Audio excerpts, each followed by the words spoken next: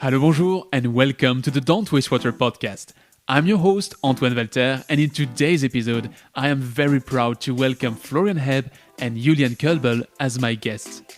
Julian and Florian are researchers at the Center for Sustainable Finance and Private Wealth of the University of Zurich, an academic research and teaching institution on a mission to mobilize private wealth to achieve the UN Sustainable Development Goals. We may slightly step aside from a pure water topic this week, but you'll discover in a minute 3 powerful tactics impact investing shall better use to save the world. In fact, Florian and Julian will explain which kind of impact sustainable investing can trigger and how the first of the 3 mechanisms we'll review is very well suited to young water companies' challenges. They'll also tell us that even if impact investing worldwide is still of the same magnitude as subsidies to the fossil fuel sector, sustainable finance can and shall act as an activist of change. In our conversation, we also address how there are always sin stock funds to counterbalance green stock funds and how those perform, unfortunately, stupidly well.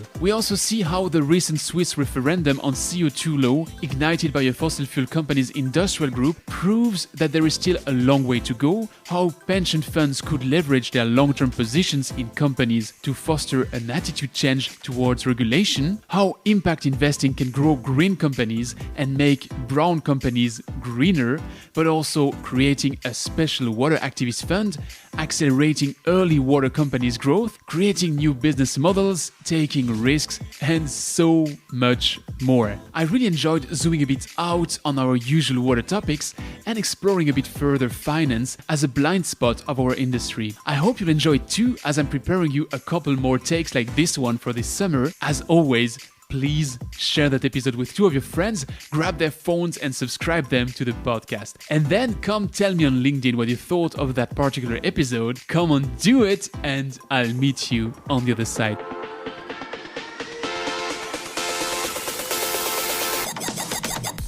You're listening to Don't Waste Water, the podcast that helps water professionals to improve their wastewater treatment, optimize their operation costs, and keep up with the latest market trends. This podcast is brought to you by GF Piping Systems. As a leading supplier of piping systems made of plastics and metal, GF Piping Systems is the global expert for the safe and reliable transportation of water, chemicals, and gas. For more information, visit gfps.com. Hi, Florian. Hi, Julian. Welcome to the show. Welcome. Hi. Hi. We were discussing just before launching this recording. I was telling you that when you do something about finance, you expect people to come from Zurich, at least if you're in Europe. And I was wondering if that's a coincidence, if both of you are sitting in Zurich right now, or if it was on purpose that you came into the city of finance, at least in Switzerland. I think it's both a coincidence and not. I think we didn't come on purpose to the city of finance. No, definitely not. We came to Zurich, both of us, to study environmental scientists at ETH. But then I would say that we're still here. That's no coincidence. So we're working the Center for Sustainable Finance and Private Wealth at the University of Zurich. And I think there's many reasons why that is in Zurich, being kind of one of the hotspots of private wealth and finance in Europe. But so you both came to study environmental topics. So that was the entry point. That's how we got to know each other, yes. Yeah, like 12 years, 15 years ago. And how, starting with such a pure endeavor, solving the environment, do you come with this weird idea to turn into finance? So for me, it really started with ecology. And, you have these concepts of competition in ecology. Also, the word itself, right? Ecology and economy is kind of the study of the house and the management of the house. And that all got me thinking, how does this work together? Because still we're somehow part of the planet, everything that humans do. And then, once you start thinking about things, you go further and further. There was a job I had at RepRisk, which is a data provider where they basically collect all the negative news about companies in terms of the environment and also social issues and make a score out of that.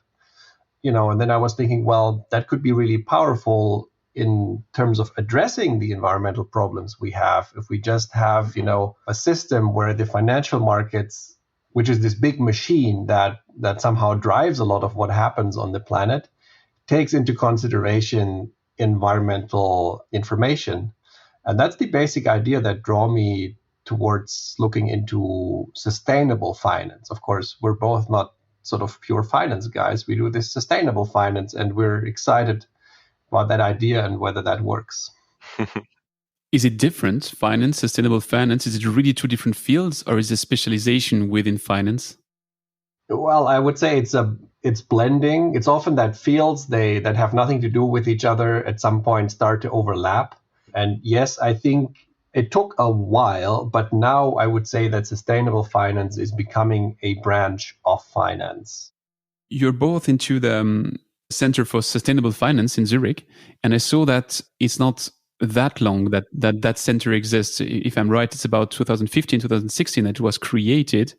So is it because it's an emerging trend and an emerging matter, or is it just because it wasn't existing in Zurich before and now it exists?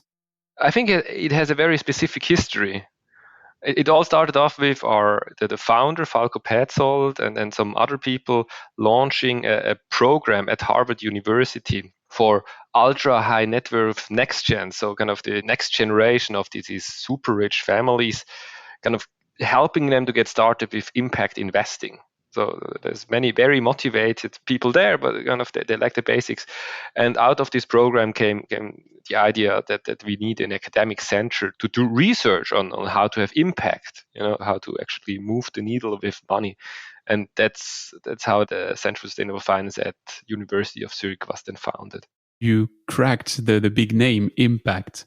That is a topic that we addressed, or we scratched the surface a couple of times on that microphone. I think especially of a discussion I had with Kimberly Baker from the Elemental Accelerator, or a bit more recently with Nicolas Ravello from Wisestag Investing. But I realized when I was preparing this discussion we were having together, the three of us, that we never really defined what impact means, impact in general, and then impact investing. What's going to be your definition of that word? I think that's an excellent question. I think one that gets asked way too little. So, Julian, we have our own definition of impact that we use in our academic work, which is that impact is the change in a certain parameter of interest, for example, clean drinking water, that is caused by your activities. I think that sounds a bit trivial, but it has some very specific components that are rather tricky. So, first of all, something has to change. So you have to observe some change in the real world. This is a water podcast. That could be, as I said, clean drinking water. That could be, water quality in a certain lake or whatever. The hard part is the cause, that your activity causes something. So, and that's quite hard to assess. So you need to think of what would have happened without your activity. What did your activity cause above and beyond what would have happened otherwise without your activity? So often this is called, the counterfactual or the baseline, or also the additionality of an action. So you always need to compare kind of what happened after you did something and what would have happened otherwise, and only above kind of the delta that you have there, that's your impact. When you mention this activity, who is active? Is it the company itself? Is it the investor? Is it a combination of both? Well, I would say that's actually very general. So whoever has activities, lined up in front of her or him to choose from, and that's the situation where you think about impact. And at some level, it's very simple. You want fresh air in the room. So one option is you open the window, and then you open the window and you have fresh. So you've had an impact on the climate in your room. And these are the simple cases. But the basic concept extends to more complicated cases. So first of all, when we think about companies that operate in some social context, like, let's say access to drinking water is the concern, and the company is a business like a brewery that actually uses a lot of water, fresh water, and exports it away to other places, right? So as this company, you should, what are your options that you can do to somehow be part of the solution that all the people that live around your factory also have enough water, right? There's a range of things that you could do. You could hand it out directly You could use less water, you could lobby the regulator and sort of improve the overall water management of the basin. There's many options, and it's a tricky problem, and it's not clear what is the most impactful action. But I think the problem is the same. You have a target, which is, like, I'm making this up, right? But the target might be, okay, we want everyone in this valley to have, this 25 liters minimum clean drinking water safe in your house. How do we reach that? And then you can think of what can you contribute towards that goal. I think that's the essence of having impact, thinking along those lines. I think figuring out what the effect of a company on the world is quite a tricky endeavor in itself. But what stood out to us when we started research on the impact of sustainable investing is that we have two steps. I mean, with investing, it gets even more complicated because obviously you need to know what the companies you're investing in are doing in the world. But more importantly, I would even say you need to figure out what your effect as an investor is on, a given company. So if you take this brewery, how do you contribute to or change what this company is doing? So that's why we came up with the definition of impact. We provided this very generic definition that sounds maybe a bit wordy and complicated. But in terms of investing, we have a very clear definition of what your impact as an investor is. So we define company impact, which is the effect the company has on the world, and investor impact, which is kind of the change in company impact and investor causes. When we speak of company impact, there is another acronym which comes quite regularly. It's this ESG. Can you define this ESG? And all these things usually work by three. So we have ESG, but we also have the triple bottom. So these economic, societal, and environmental factors. And I was wondering if there's a difference between those two, because we talk of sustainable investing and we talk of ESG. And is that exactly the same thing, or is there some nuances between those two different concepts?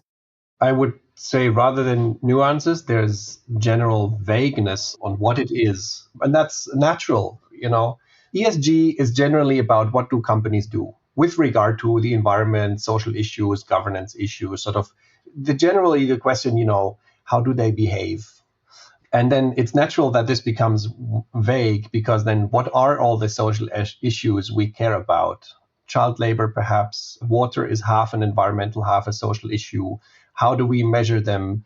How important are they relative to each other? So that all those questions make it difficult and vague. What exactly is ESG and SDG? And that's a problem. How do you sort of come up with sound ways of assessing that? But I think what's very clear is that ESG, triple bottom line, it's about the company. And it's generally, it can be about company impact. That's generally what it addresses.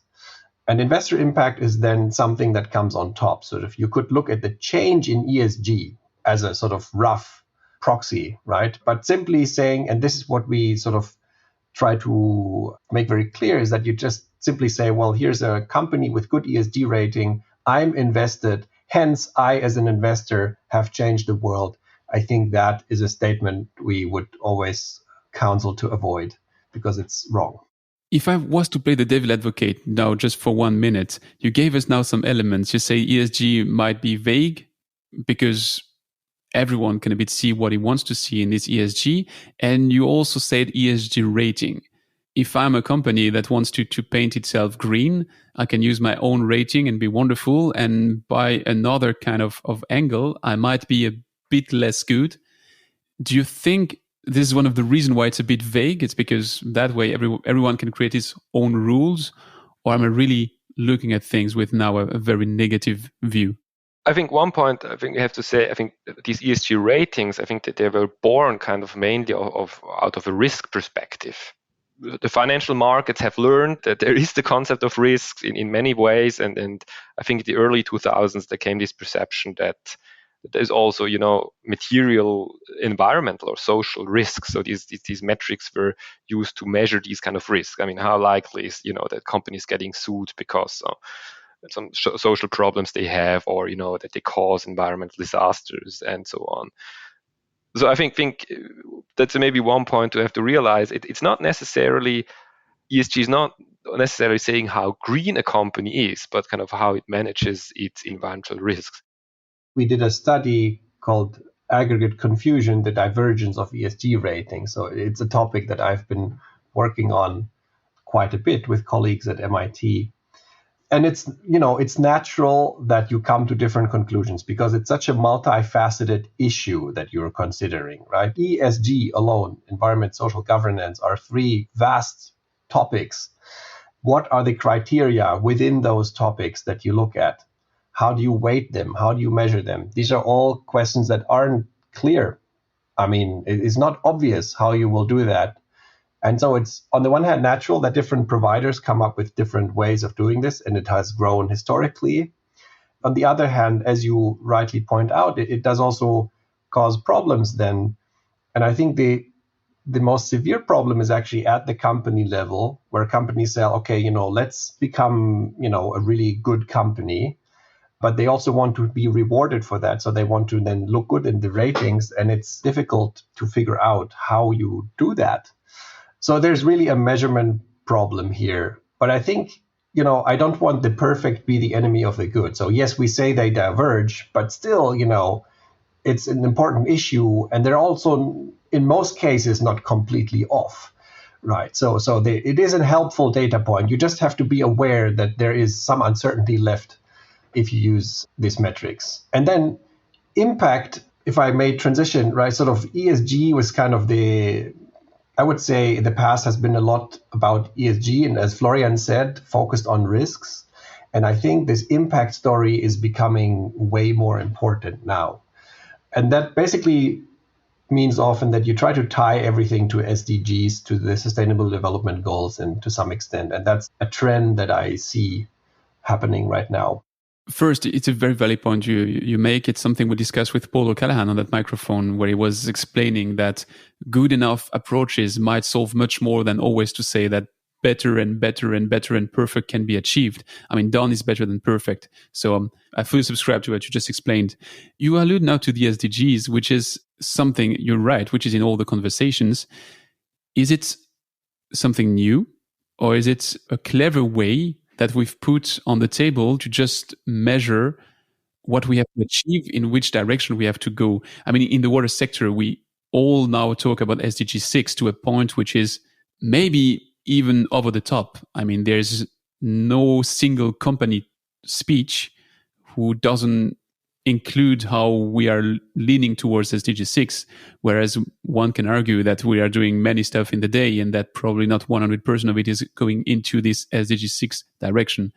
So is that, again, another concept? So we would have impact, ESG, SDG, and maybe by the next calendar of the United Nations, there's a new acronym, or is it like a marketing tool? I mean, how would you see that SDG element? I think it has all the aspects you just mentioned. I think, first of all, I mean, we said, impact is changing a parameter. We have one problem. I mean, that is, there's like thousands of people out there with 1,000 views on what should be changed and in which direction. So I think there the SDGs really help. They provide, a global common view on where the world should move. And that's something you can use to track impact. I mean, are you making progress towards, commonly agreed, clearly defined targets? So I think in this aspect, certainly I think SDGs will remain. And what we see in the finance world is that the SDGs, they become really popular. So currently there's like a proliferation, I would even say, of SDG mapping, exercises. Of taking portfolios and mapping all the companies to which SDG they could contribute. But again, I see in this respect two major issues that we need to work on. That's also what we say in our research.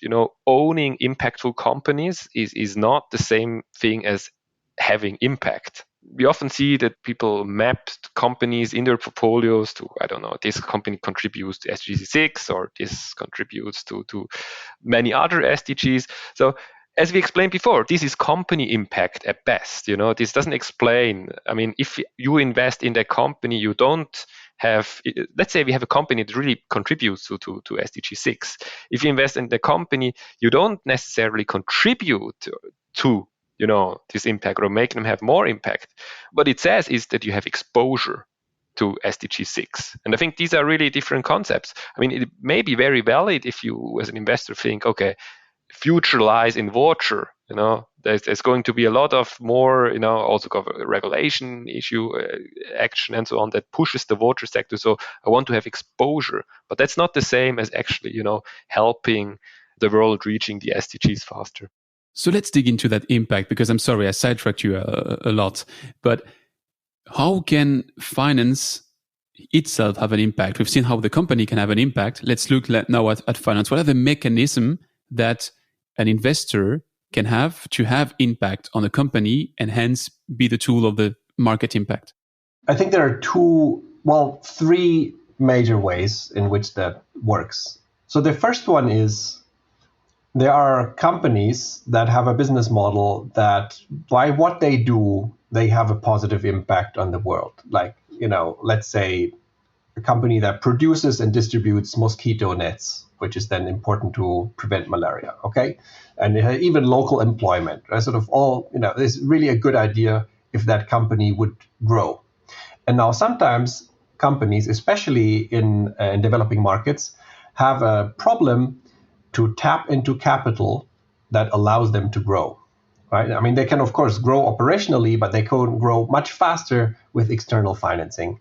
And sometimes they don't have that external financing. And then if you go in as an investor and you provide that external financing, then because of your investment, there's so many more mosquito nets distributed.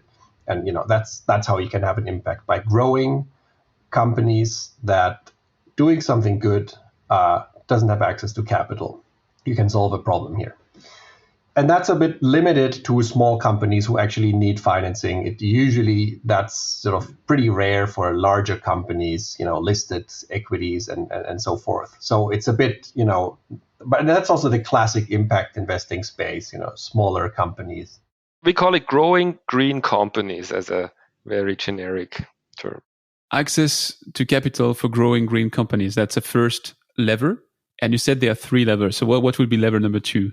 The second lever is, making companies greener. As a shareholder, you own stocks, so you own part of the company, so you can engage with companies and try to change whatever they do in a certain direction. In these cases, there's evidence that investors can change how green these companies are. So not how fast they grow, but how they go about their business. The option is their shareholder engagement, so really entering into a dialogue with top management on how their environmental policy should look like. There's voting. Every shareholder in most countries can vote on shareholder resolutions. It's a bit tricky depending on local legal systems, but you can vote. This second mechanism, we call it, making brown companies becoming greener. It maybe works best where companies are not the greenest to start with. On that second mechanism, there were many interesting stuff in your research paper. I just highlighted a couple of them just to be sure I understand it right. If I get you right, it would take only 8% of sustainable investing in this capital allocation from brown to green to solve the climate challenges. Is that right?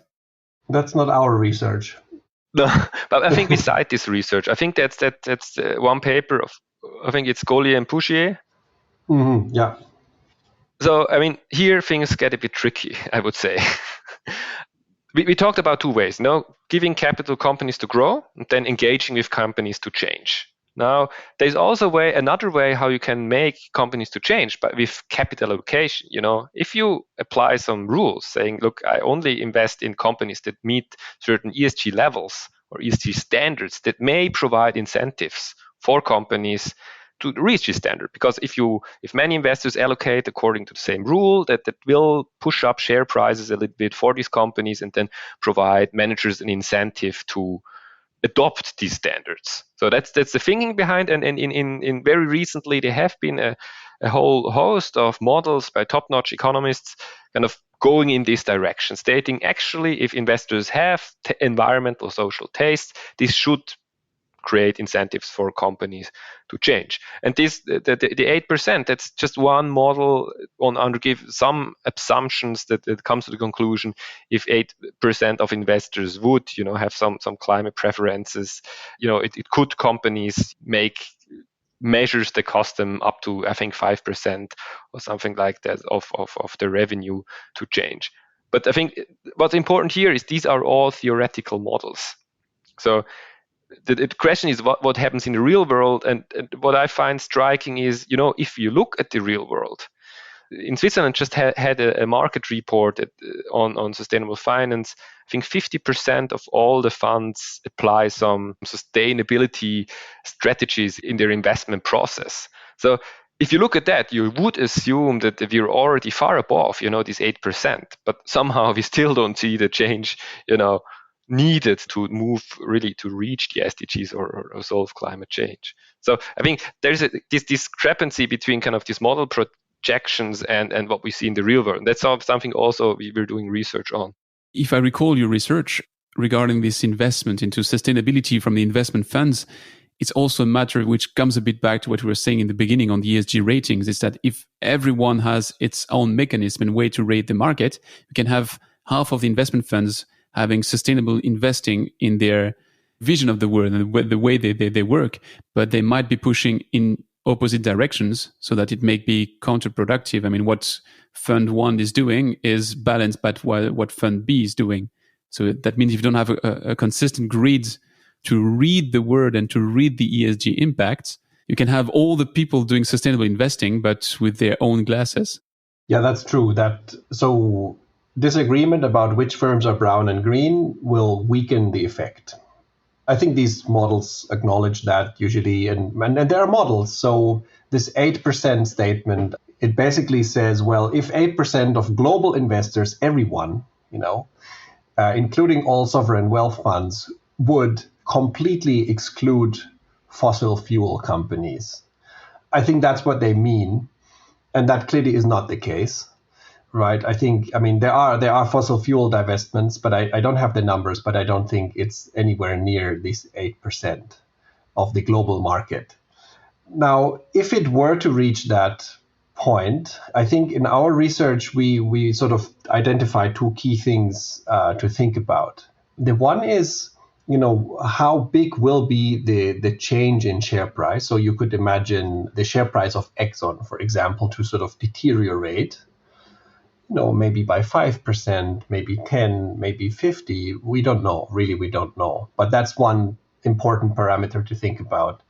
And then the other one is, what is the cost for Exxon to become eligible again for the big pool of green investors? And basically then it's a simple calculation. As soon as you sort of, you gain more in firm value by investing X dollars to become a different firm, then the assumption goes managers should do that. But our impression is that this doesn't happen very much, especially on the big tickets, right? So I think a good example to look at is tobacco. Tobacco is one of the most widely screened industry in sustainable investing, and since a long time already, right? Most sustainability funds do not include the tobacco industry. But the cost, of course, for the tobacco firm to become a non-tobacco firm is absolutely prohibitive. I mean, there's no way they can grow out of that. And even now, there's innovation, smokeless smoke, and these things, which may have merit, but I haven't seen a single sustainability fund who says, well, okay, now we accept tobacco. I think the screen is still there. So does this incentive really work? Especially for the big tickets, right? It's more on the small improvements. I think that's where I see it working more. That's what I understood reading your paper, is that you can have more impact if you're aiming a company to change something which is not very costly. So it speaks a bit along with what you said before, which is we should not aim for perfection, but to do a bit better. And if we do a bit better step by step, on the long run, you achieve it. But if you go directly for the big step, you just don't have sufficiently lever to make it happen. Regarding this appreciation, depreciation, is it exactly working the same way for appreciation and depreciation, or is one of the two directions easier or more efficient to leverage? Hard to say, I would say. I would say generally it's the same effect. But I think what's always important to consider is, as Julian mentioned, if many investors go out of fossil or let's say tobacco, then tobacco shares drop, and there is kind of evidence that they're lowered. So currently, because many investors share kind of that preference or that rule. Or if let's take Tesla. If you go, everybody wants to buy Tesla. Obviously, share prices go up a bit. But always the problem you face, I mean, that's not for free. If many investors invest in Tesla just because they like electric cars, then it will drive up share prices way beyond fundamentals. So there will be, a lot of analysts being there saying, "Oh, now we have, Tesla is, overvalued, so we'll sell." So I think that's an important point to see about, these public stock markets. There's always, as soon as something drives up prices a little bit, there's an opportunity for arbitrage. And also in the other ways around, as soon as, something drops prices. So, I mean, for tobacco, I mean, there is sin stock funds. They perform pretty well because of that, because many investors have the taste, so share prices are a bit down. So you get them, cheaper than what fundamentals would actually kind of demand from such stocks. Which brings the question of what's the size of sustainable investment compared to the overall finance market? Because if they are green-minded funds and sin stock funds, how do they balance? And in your paper, you cite a number of $30 billion for the overall sustainable investing. Is that the right figure?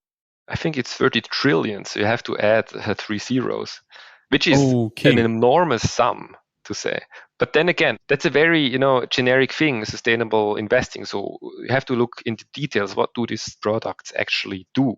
Okay, but 30 trillion fully changes the picture. Sorry, I misread that one. Because, I was having this number of about $300 billion, which are spent in supporting the fossil fuel economy one way or the other through various policies. So I was thinking if that's still 10 times higher, but it's not 10 times higher. If I get now your new number right, it's 100 times smaller. So it's good news. Good news, but at the same time, what was the number you mentioned for fossil subsidies or support? According to the International Energy Agency, in 2019, we had $320 billion of support to the fossil fuel economy, which is down. It used to be more, but still it sounds almost anachronic, in 2021 to see that we still have 300 billions of subsidies to that sector. If you look at these global numbers, the same report where we have these 30 trillion of sustainable investing from, if you look at the amount of impact investments, so really investments with the intent to generate impact rather, as I say, with this aim of growing small green companies, that's only something like 450 billion. So that's interesting to see. I mean, that kind of money actively trying to grow green companies is maybe counterbalanced with money actively trying to keep the fossil industry alive. You were mentioning the risk and you were mentioning ESG to be driven by risk, but somehow disrupting the way you look at the market, such as transportation or energy or water, is also a risk for the economy. So I can understand that there's activists or sustainable impact investing on one end, but there's also people that say, hey, I hate disruption. I want things to be steady and as they were because that's a safe investment. I think that's a discussion I had with Nicolas Lerabello on that microphone. We were saying that if you're a pension fund, the last thing you want is to have a risk that your pensions of a full country gets disrupted because you invested in a sector which is going to vanish. So yeah, I see different forces which are at play and that might be playing against each other's. On that point, I think we want to draw a real clear boundary around, what types of impact can you even have as an investor in principle, right? And I think the thing is, as an investor, you act within the system of capitalism. Right? You are, by definition, a capitalist, right? You're sort of providing capital, you're taking stakes. So you're working within the system. That's why we say, well, you can achieve a lot of incremental changes as an investor and you can accelerate them and they are valuable. But there are some issues that require political change. There's not a commercial solution, for every problem we have. Definitely not. There are many commercial solutions that thrive on, wrong incentives that are politically generated. I think, when we think of carbon emissions, I think there has to be a regulatory response. Sustainable investing cannot stop climate change on its own. It can help, but not on its own. So sustainable investing plays within the system, with perhaps one exception. And I thought about that because of the fossil fuel subsidies, right? We say, divesting tobacco or fossil fuel stocks, we're unsure about the impact there because the incentive to change, it's hard to make a case for that. But if the University of Cambridge, for instance, says, okay, we're out of oil, which I think they said recently, it's also a political message. It is a message that this world-leading university has concluded that this is a sector that's somehow inconsistent with the future of the university and that they are committed to building a future that looks very different. And then all of a sudden, if the University of Cambridge says that, it sort of moves the goalpost. So it's not a crackpot idea anymore to say, well, the future is going to be very different. Now the University of Cambridge is saying that, and also maybe an insurance company or a pension fund is saying that. So it is also political. And we see, these proponents of fossil fuel divestment, I think they themselves concede that, there's not really an economic effect. It's a political tool, to generate attention and also to hopefully bring on the way regulation that then ultimately has an impact. Julian, that's exactly the third mechanism that we didn't discuss yet, that you mentioned in the beginning. And I think to sum a bit up, you ask about, what can sustainable investing do? We see three different things it can do, and each has its limitations. First of all, investors can grow green companies, but it's limited to smaller companies, emerging market, financial frictions. That's not, the big bulk of money, but, small portion of money can, change very specific things locally and have a huge effect there. But that's not going to change, the large world economy. Then there's, we said investors can make companies greener. But then we also say, but that only really works if you aim for, small step-by-step improvements. So if many investors do that and push for that, that's going to move the needle, but it's not going to cause a transformative change. We need to go to net zero in 2050, for example. And then we say, even by, for example, divesting from certain industries, even doesn't really directly affect these industries, that can, affect the political discourse. But again, that only works if you're very public, if you do your announcement very publicly, if you're an investor that has some standing in the public to start with. And I think if you take that all together, I think it really sums up that sustainable investors can do a lot to move in a certain direction, but they cannot solve problems on their own. They need regulation. And I think this is something we increasingly see, that this is a very crucial topic. And you ask about the pension fund. The interesting thing, I think, is a pension fund has, maybe average beneficiary has to wait 30 years getting his money back. So they have a long-term vision. They're usually diversified. So basically, most pension funds, they invest in the world economy, maybe overweighting the local economy a bit, but, so such investors would have, all incentive to solve common pool problems. They would have all incentives to stand in for tougher regulation for a carbon price, because looking at the science, we know that we all would be better off in 30, 50 years if we have tough regulation now or stringent regulation now. And I think this points at, that the investors could have a very stronger voice in demanding stringent regulation of, common pool problems, of free riding externalities, for example, climate change. And I think that's a huge thing that could change.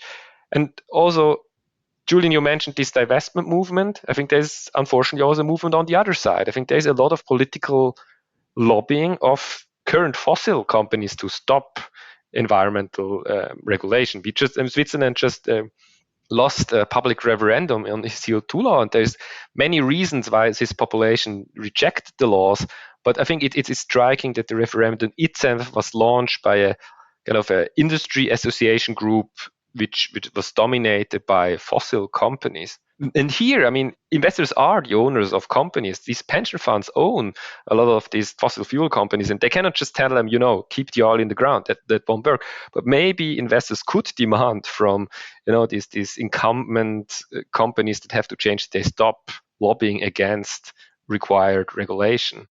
There are many elements in what you just said. First, I love the irony of discussing with finance researchers based in Zurich and explaining me that we should be illiberal, that the market cannot regulate itself. That was really just to be now the devil's advocate. But in your paper, you also show how if you're a company in a seen industry, there's not a strong incentive to do yourself a bit better because your industry itself is still going to be seen and cursed to be the bad guy. And the third element is something which was very interesting in the sustainability puzzle, which is the book from Alice Schmidt and Claudia Winkler, because they show how if you have system thinking and you just zoom out, all of this makes sense even for an oil and gas company to say, if I look at the bigger scale and I look on the long run, I will have to change. But if you keep being narrow focused on what you're doing currently and for the next 5 years, then of course there's no strong path to victory in the change itself.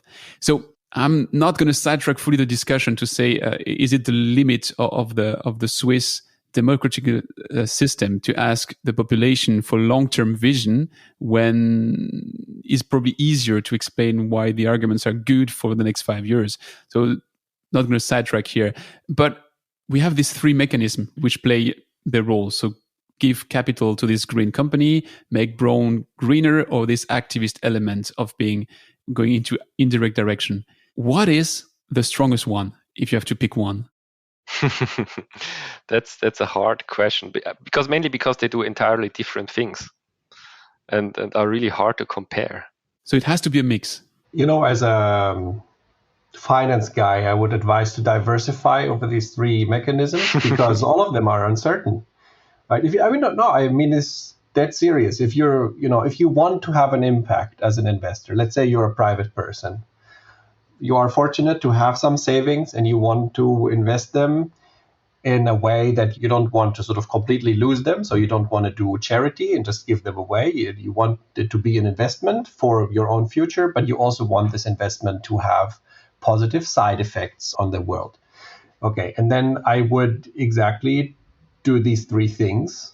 I would start with growing green companies. Here is a question of how much risk are you willing to take? This is something that's not super easy to do because you sort of have to look for specialized providers. And it's risky because these are small businesses that might go bankrupt or they are in countries that might just sort of collapse politically, and then your investment is gone. And so you have to be aware of that and decide how much of my portfolio am I willing to contribute to some sort of risky bucket. And then you can go with that risky bucket and look for the most convincing products out there or even do direct investments. And then with all the rest, which is probably going to be in public equity, bonds, maybe land and metals, but for the stuff that's related to companies, I would try to find a fund that has, as an institution, a convincing approach to engaging with companies, sort of push for change, and also a very clear kind of framework on what is how they assess companies. So to make both effects work, like both sort of the voice effect, but also then the sort of exit where you say, well, this is the red line. If you don't achieve that within 3 years, we're simply out. So, sort of an institution or a fund that sort of really hits this effect. And ideally, they even themselves know how to explain how they are impactful. We haven't seen a lot of funds that do that, but I hope they'll get there soon. That's what I would do with all the rest. And then as a third thing, I would, think about who am I, who listens to me, and tell people about what you're doing with your investments and why. That may be your family, that may be your workplace. I don't know who that will be. Maybe you're very famous. If one of these, like if Cristiano Ronaldo did this, I think it will be extremely impactful, right? So I would use the third channel as well, according to your means, obviously. I mean, basically, Julian, what you're saying is if you look at how most portfolios of investors are structured, it just makes sense to do everything you can and to diversify because you have, very risky small investments, very small buckets, and you have all these large companies in there anyhow. Capital allocation is maybe not the thing to go, but rather change. Let me suggest you a last section in this deep dive to put back my water goggles and my water hat. I was looking for the numbers in terms of money that flows to the water sector. And I found contradictory sources, but still it will give us an order of magnitude. In his TED Talk, Sona Lutra, which is the CEO of Water Canary, was saying that about 0.12% of the early VC investments, early VC money goes to water. And he was citing a CB Insight source for that. I did my own calculation with Blue Tech Research numbers and the OECD's numbers, and I was coming to this 0.7% of money which flows to the water sector. So my interpretation of that would be to say that there's not that much of the first pillar you were citing, which is pushing these green companies which are emerging. And on the other hand, we have the finance market and the stock market for water, which is quite high right now, which means water companies are expensive on the market, which sounds to me like the financial sector would say, hey, this is resilient, this is sturdy, and this is going into the right direction. Let's invest into that. So is it an oversimplification to say that, generally speaking, the finance market is not playing that much on the first mechanism for the water industry and quite a lot with the second lever?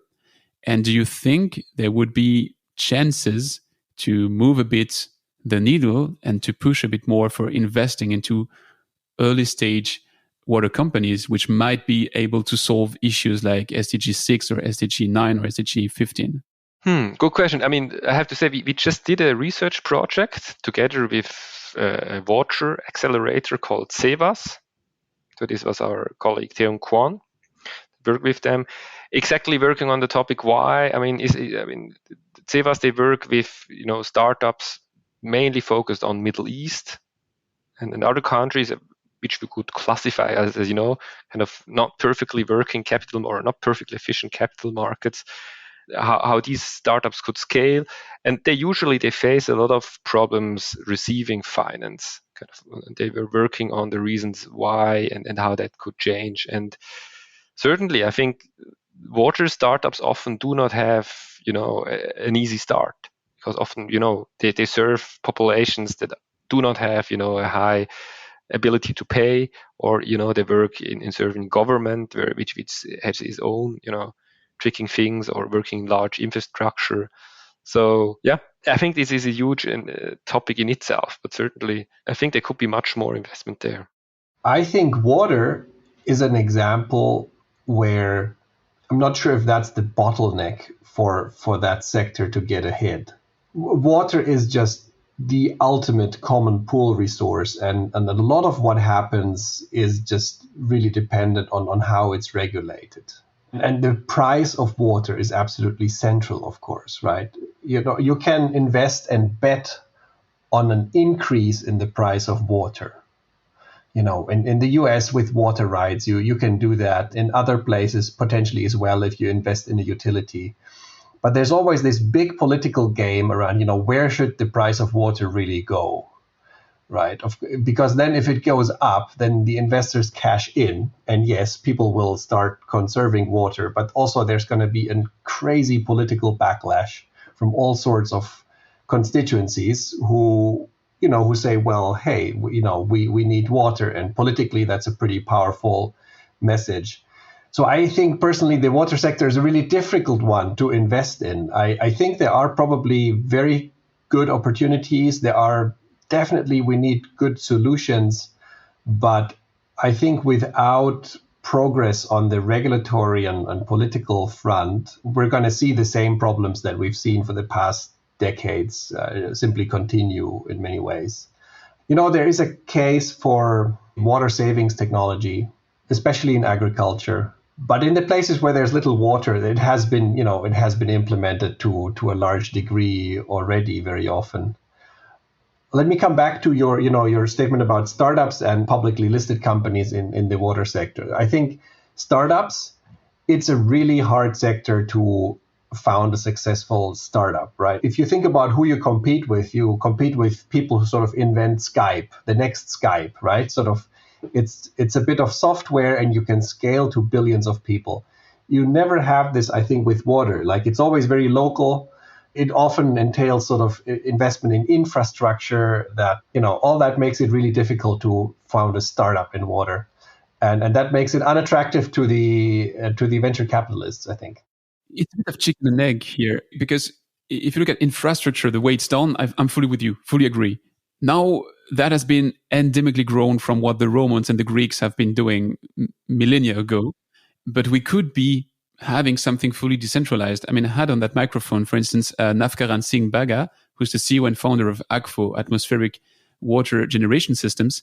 And that's just an example, not to say that that is the solution for everything. But if you're in a tropical zone, which is about a zone where 3 billion people live in this world, you have good conditions to generate water from air wherever you are at about 10 times less money than bottled water.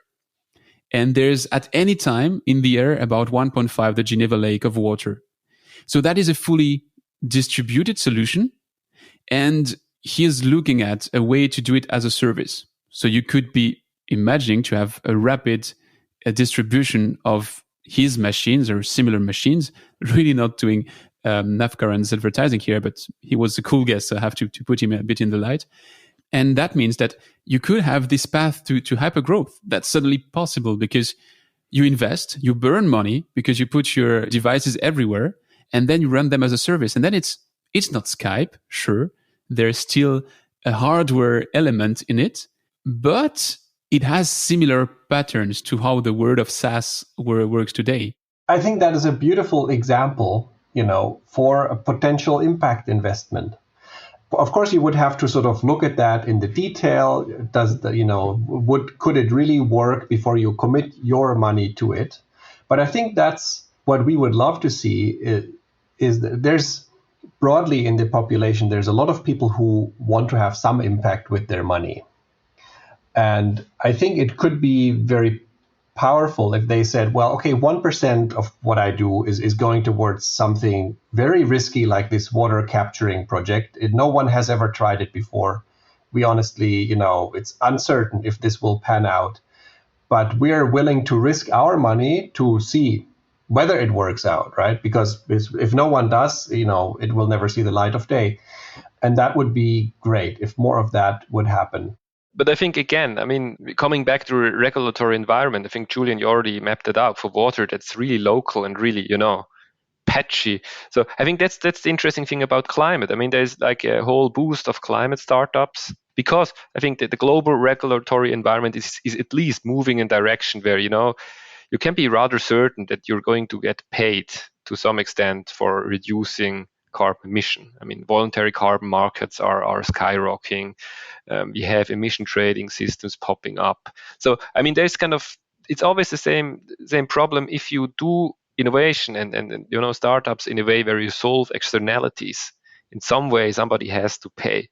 Here, of course, to a certain extent, impact investors can jump in and say, okay, I'm going to accept, lower returns, higher risk, but they're not going to change the fundamental problem.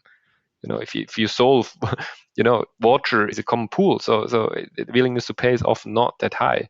But there is interesting, financing mechanisms. I talk about result-based finance, so which we basically have with carbon markets. If you have a good project that reduces CO2, you can get, financed by that. Could also be used in the water sector. So our colleagues at, for example, Roots of Impact, they're pioneering what they call sync. So, outcome-specific looking for payment contracts with companies that achieve, some milestones.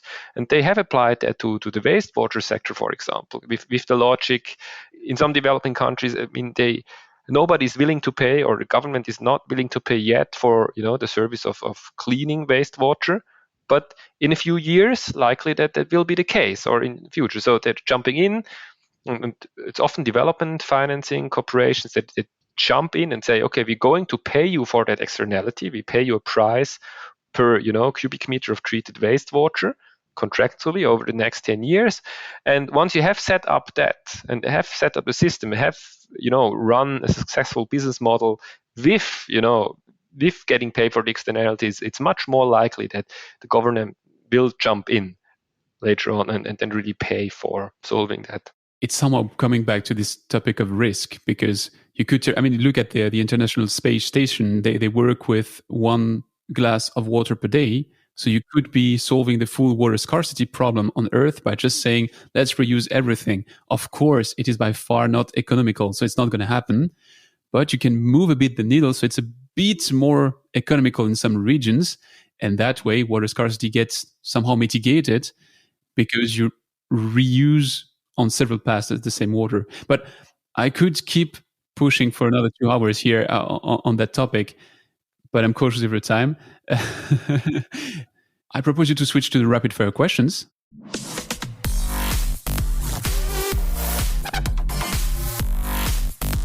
It's time for the rapid fire questions.